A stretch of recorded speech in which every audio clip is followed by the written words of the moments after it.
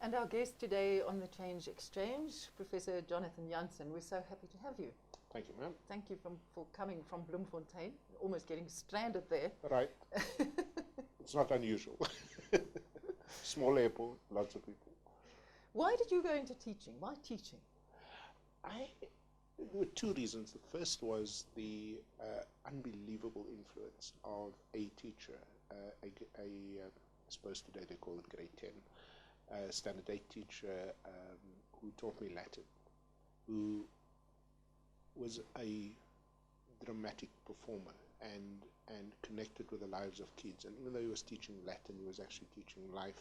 Yes. And I was so impressed, by the connections he made between the subject matter and everyday life. But I said to myself, I'd like to be like him one day, which meant, of course, being a teacher. And then I forgot about it. Then I wanted to become a chemist and so on and so forth. And those days, as you know, there were very few bursaries available for anything, and except if you wanted to become a teacher or policeman, nurse or librarian. I remember those were the options. I took the bursary, otherwise I would have been able to study, and then went into teaching, partly inspired by him, partly out of necessity. And how did you experience that? It was like somebody had put me in paradise. I couldn't believe that I could have 5 classes of about 35 kids every single day and make science, or in particular biology was my main subject, come alive to children on the West Coast in a place called Friedenberg, because I was very idealistic, still am, wanted to be out of Cape Town where I grew up, and I wanted to be in the platteland and, make a difference. And all of that. And since I used to ask the kids to come in on a Saturday just so that I could teach them. I used to beg them to come in on holidays for extra classes, not that they needed it, just that I could teach, And yeah, so it was just like, to this day, I teach first year students. And if you take that away from me, I don't want to run a university. It's not worth it. So what is it? Is it making the subject, as you say, come alive for them? Something that they may not be interested in. If I think of high school and biology, and I think, oh. Yeah. Man, I think it's first of all something in you that's got to click, right? The Afrikaans-speaking people have got a beautiful word, roeping. There must be something that calls you into it.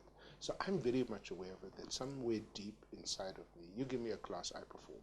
Right? It was teaching is performance. Yes. I teach.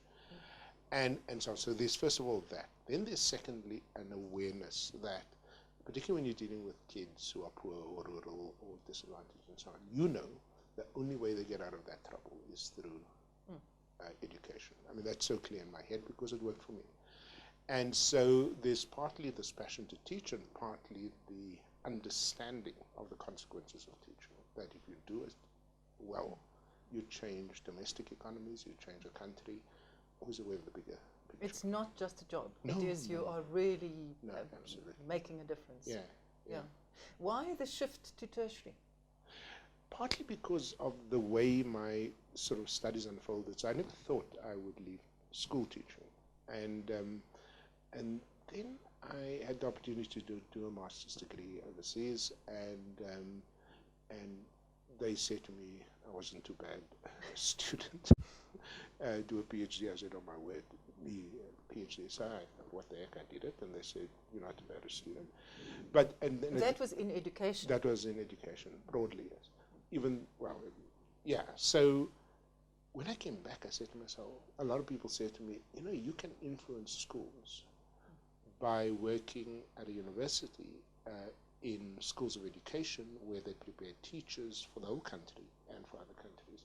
And that sort of made sense to me, So once again, it's about the influence. It's absolutely about the influence. Yes. Absolutely. And so I was a dean of education, and I had 2,000-3,000 students at a time who were going into schools across the country and into Zimbabwe, Botswana, Namibia, and so on. So I'm very aware of the fact that there's a multiplier effect to what I used to do. But you put me in a school on any given day, and I tell my university I'm going to market and recruit for students. Trust me, I walk into the biology class, they now call it life sciences, and I say to the teacher, just give me 10 minutes. An hour later, she fetches me. you lived and studied, as you say, in the US. Were you tempted to stay? Never. That was the 80s. It was bad time. No, I was never tempted. I felt quite guilty leaving. At that point, I was teaching in District 6 high school. And I had this heavy burden, geez, can you now really leave at this time? I remember the week I left, the Langa Utenake shootings had just happened, and I was so distraught, etc. So it was difficult to leave. And my friends said to me, who were activists, they said, no, you go. This country will always be here.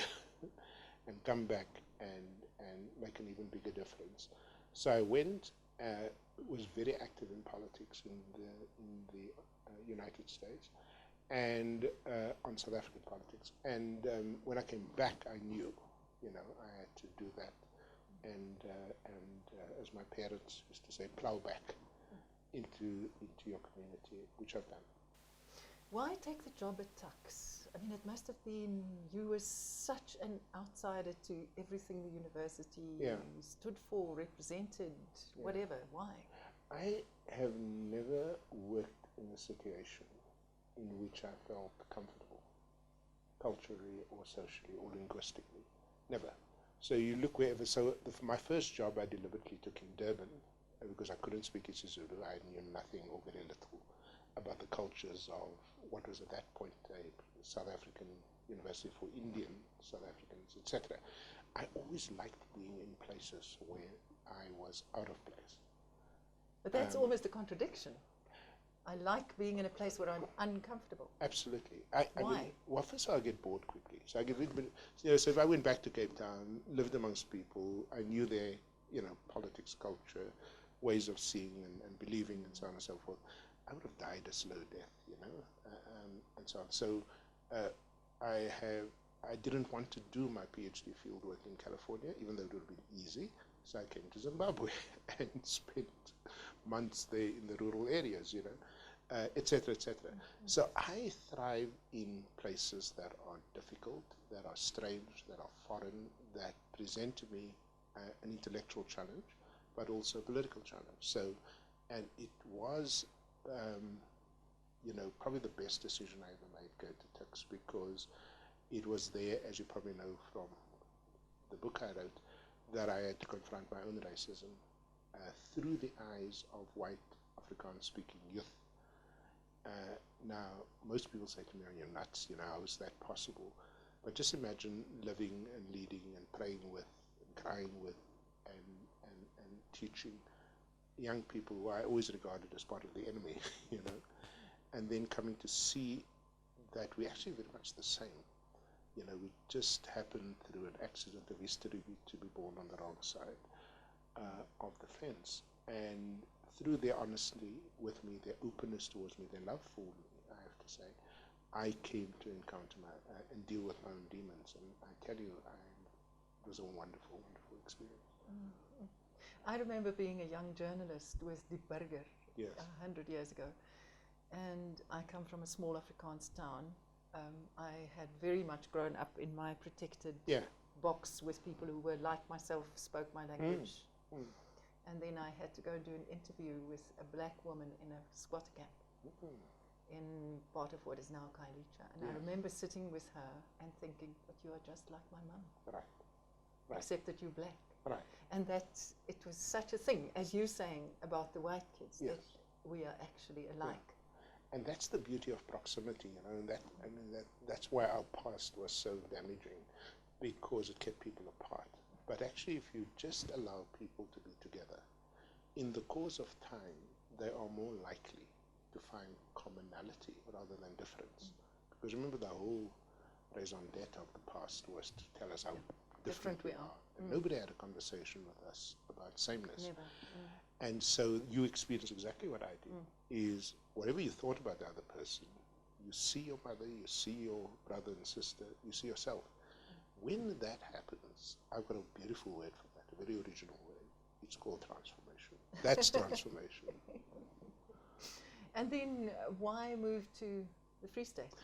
Well, I had spent 7 active years plus 2 at Tikkies, and I sort of did what I could do at the time. The minister then asked me, Minister Pandor, to help out two universities that had, fallen on rough times in Durban. And then at about that time, the rape story broke at Free State, the terrible abuse by students, of white students, of black workers. And I had just finished writing Knowledge in Blood, and I said to myself, you know what, this is going to be a very interesting challenge to take the techies experience, so to speak, and apply it in a very similar kind of university, although in many ways also very different because of geography and local history. And so when a senior person there called and said, wouldn't you please apply? I said, yeah, let's give it a go. And wow, what a fantastic experience. Can you remember the first day when you arrived? Yeah, oh, absolutely. I first came undercover. So I first came without nobody in the student body at least knowing who I was. And I remember going to sit deliberately between two huge white Afrikaans boys, undergraduates, who looked miserable. And I went to push myself in between the two of them and ask them to share their lunch. And I could see the aggravation building up. One guy got quite red, and I realized he could moeilikheid, so I got so I said, oh, don't worry, in Afrikaans, of course, I'm your new rector and so on and so forth. And how did they respond? Oh man, they hugged me, they said, please share out to breakie. It was just fantastic, just like that. And so we talked. And so I said to them, I'll never forget, what do you want me to do for you? Because I'm here to serve you, I'm not here to, waste your time. For my own agenda. No, I don't. I tell the kids that every day. I couldn't care less whether they pay me or not. All I'm here to do is to serve you. What can I do for you? And man, it was amazing. They spoke at the same time. It wasn't choreographed. They spoke at the same time, and they said in Afrikaans, "Moet ons net nie forceer om te integreer nie. Just don't force us to integrate." I had such a shock, because this was so many years after apartheid. This was what, 2007, 9? Yes. 9. So a number of years had elapsed already, and here the mortal fear of these two really well-meaning kids. I mean, there was no aggression in it. They just had this mortal fear of living in areas, with black people. And I remember telling myself to calm down because I didn't want them to feel I was reacting, to what they were saying, because they didn't mean it in a bad. They just didn't want black people around them. And this was post-rates, of course, which was a protest against integration. And I just shook my head, thanked them very warmly for the conversation. That was day one, undercover. That scared the hell out of me, because then I realized you have a huge amount of work to do just to make them feel, and this is where I think we often wrong in the way we judge students. We expect them to come from 18, at the age of 18. These kids have lived on a farm in Herzogsville all their lives. They only know black people as subservient, beings. They only speak one language, and suddenly they've got to be in a res on an equal footing with black people. I tend to be less judgmental about that these days, and more to sort of say, now, what is the role of a university to help bridge, these differences? There are parallel stories for black kids, particularly those who come out of very strong political backgrounds. You also have to do, where every white is evil. There's also a lot of work to do there. So that, and I'm very grateful to my colleagues. I've had an amazing team of leaders, in the student body, who, and as I was saying the other day, when we had our SRC elections, the president of the SRC is a black woman. One of the new members of the SRC is a blind student, Nazar Verwerwe, and the deputy to the president, Mosaletiani, the deputy is Waldo Stone, who is the representative, a white guy is the representative of SASCO. Now, I always say, if this is not transformation, I don't know what it is. But compare that picture to the two young men in 2009. I'm really delighted. I have so much faith in young people. Not so much faith, as you know, in the politicians. but so much faith in our young people that they can help this country turn around. How do you handle aggression and situations where, I mean, you've had moments, Yes. especially in the men's residences, Yeah. where they really squared up against each other. What does one do with that?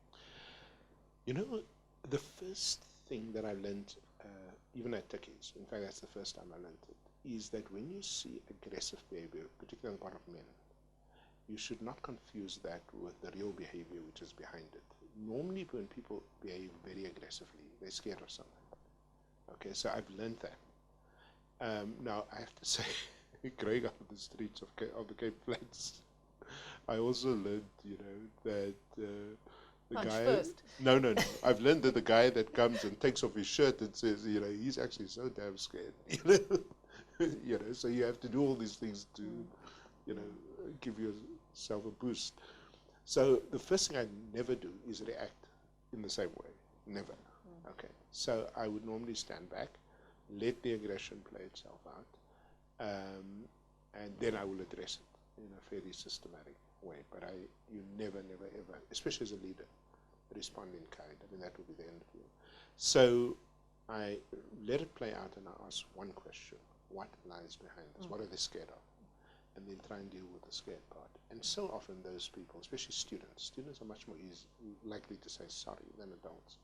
So often the students would come to you afterwards and say, I'm sorry for my behavior, you know, can we start again? And so on. It works. What advice do you have for young people, but people in general, who, I think people in South Africa at the moment, because of our history and where we are now, often you have to, there's a new black employee in an overwhelmingly white environment. There's an older white person maybe who is now surrounded by new, young, uppity blacks. What is your advice? How does one deal with that kind of uncomfortable situation? Yeah, you know, it's a reality. You know, in our country, unlike I always mention Germany after the war, where they'd either killed the Jews or moved them out of Germany.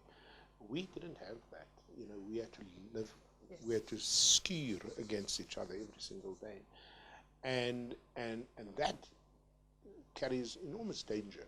It carries opportunity, but it also carries danger, especially when people have strong views about each other.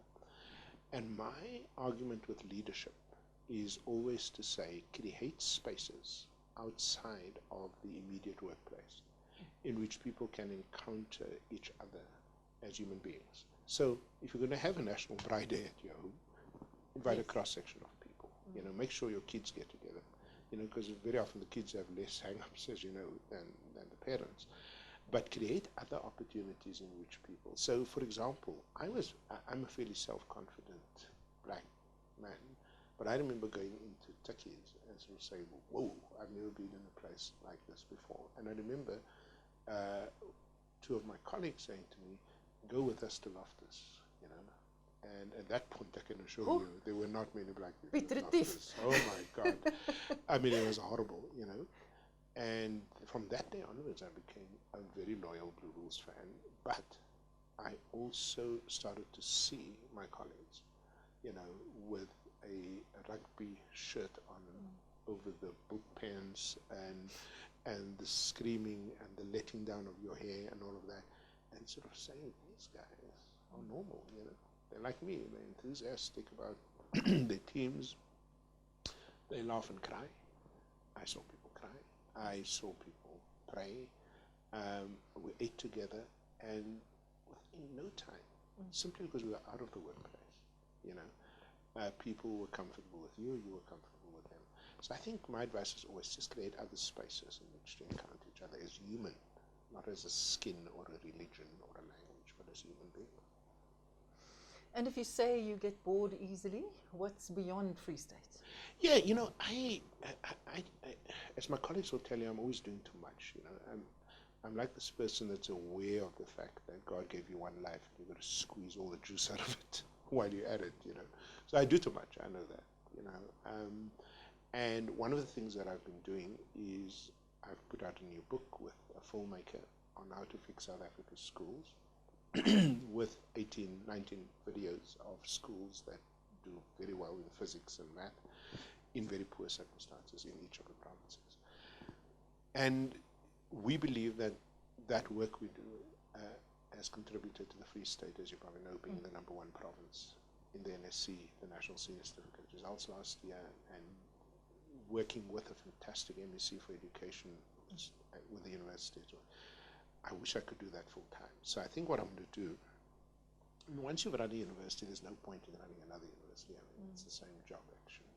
So I would like to go in full time with a very powerful team of people and do what we've done in the Free State in all the 9 provinces, where schools don't work.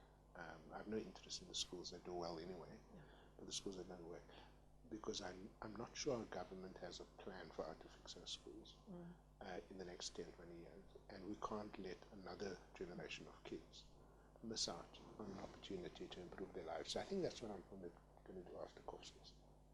Well, I can only say, please do. Please start tomorrow. How did you meet your wife? In church. So even though we were supposed to keep our eyes on Jesus, we we did that, But we were in different branches of the same church community, and got to know each other through youth activities and all of that, and then eventually, decided to go out together, and that caused huge difficulties in her family, because even though we're both black, she is a very light skin, and her parents were not too amused that their grandchildren might look like me, so they put her out of the house on the spot with me when we went to ask for permission to date. Those days you ask permission or your blessing. And to my horror, they said no. They didn't even say no, they just walked out of the meeting. Oi.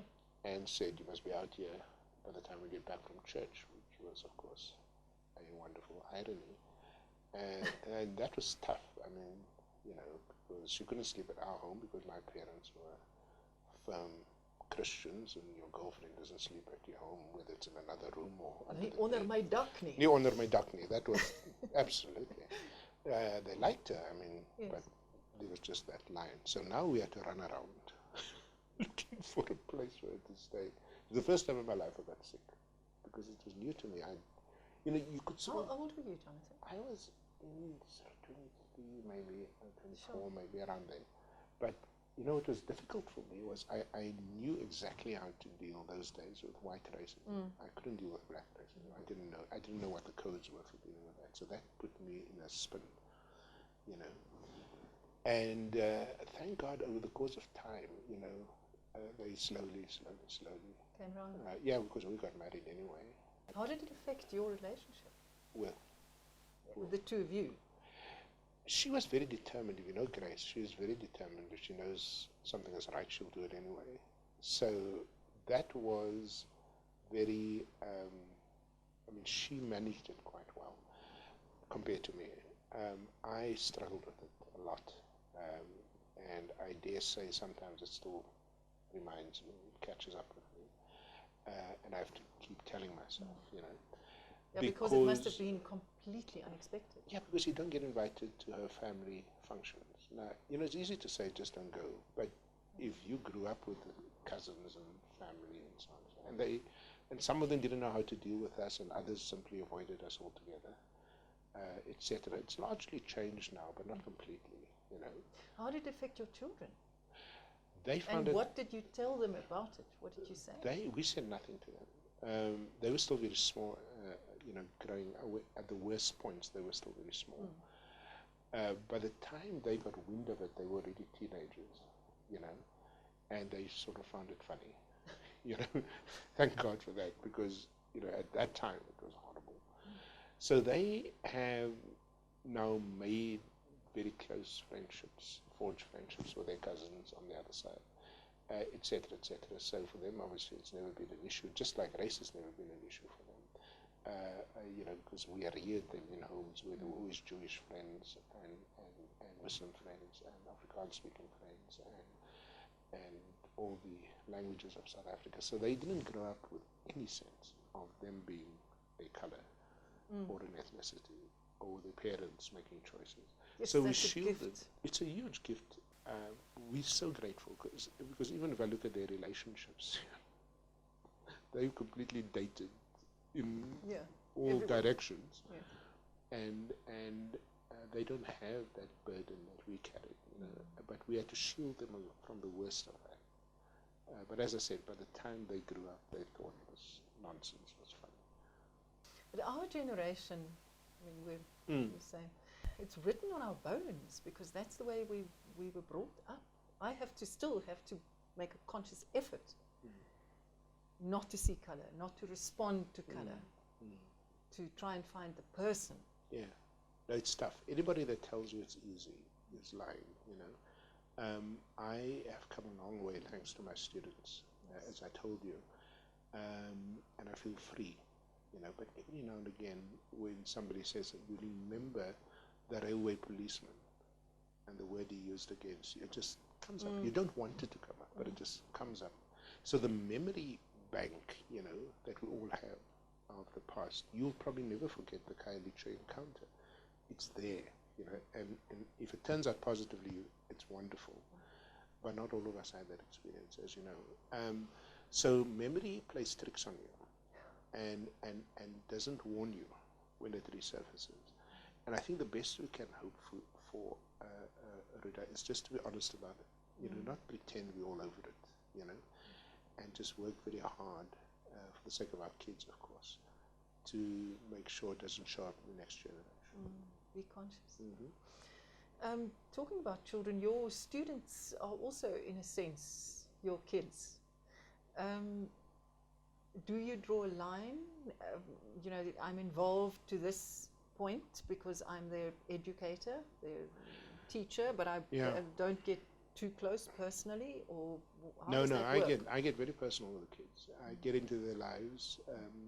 Last night, for example, my wife and I and some friends took a bunch of young women whom she is mentoring, and a friend, and I have to tell you, I've never before seen young women from very poor backgrounds in the Free State, Northern Cape, around the country, black and white, go from being thin as a broomstick when they came here, and simply by being fed, cared for, loved, turning into these beautiful, self-confident women. Now, there's certain things I can't do, so, the students still joke about when I took them out one night and I went to this beauty shop, and I said, I want you to take these boys and give them a manicure, the girls a pedicure, because I didn't know, I thought manicure meant me, So it's a combination of being very, very firm with the students, and they know that, around their academic performance, okay? So your entree into the relationship is you're serious about the academics. The quid pro quo is we'll do everything to help you get there, okay? And from basic nutrition to textbooks to, and so when we bought our home in Bloemfontein, the reason we bought it was big enough so that on weekends, the students can play in the pool in the summer or volleyball at the back in the winter, and come through the house, So there are times, my daughter is also, or was until recently, a student at Corpses, and I have to tell you, it's a scary thing when you wake up in the morning, you see students in your fridge that you didn't see when you went to bed, and they offer you something to eat, then you know things might have gone too far. What does a child need growing up? What is the one essential? It sounds a bit old-age, but it's love. What does love mean? Love means conveying a sense, in this case to a young person, that they are very deeply respected, heard, cared for, despite who they might be. And once you get that message across, the rest is relatively easy. But you don't start with discipline. You don't start with instructions. You start by giving a young person a sense that they're deeply, deeply cared for. And once that happens, I have discovered over and over again, wherever I've worked, including with my two biological children, that the rest is actually quite easy. So we spend a lot of time in the very architecture of the university to convey a sense of homeliness, a sense of, you know, of respect, a sense of, here I can come and sit down, lie on the grass, and be myself. And it's been a fantastic opportunity for me over the past 5.5 years to be able to do that with and for students. And then, of course, they reciprocate. This is the lovely thing about being a leader in those contexts. Not a day goes by that a student, particularly Afrikaans-speaking students, are more religious, doesn't come into my office and sort of say, Prof, ek is gou op pad klas toe, I'm just running to my class. Would you mind if I just prayed for you? You will not believe how many times I close that door, tell my secretary, give me 2 minutes, so I can just have a good chunk. You know. It means so much to me in a busy day, which is not always easy, as you know, running a university, and having an 18-year-old come in and say, "I will for your bit." My God, I know of no greater blessing.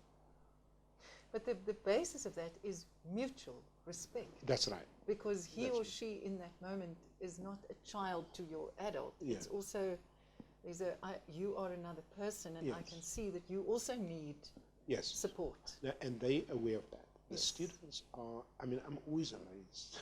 There's one student on Twitter, for example, the other day, you know, her name is Annerie Burger. Now, I don't know much about Annerie Burger, okay, except she might have seen me drive past, and she would tweet, I see you're not looking okay today. How are you today? Oh, That's all I needed.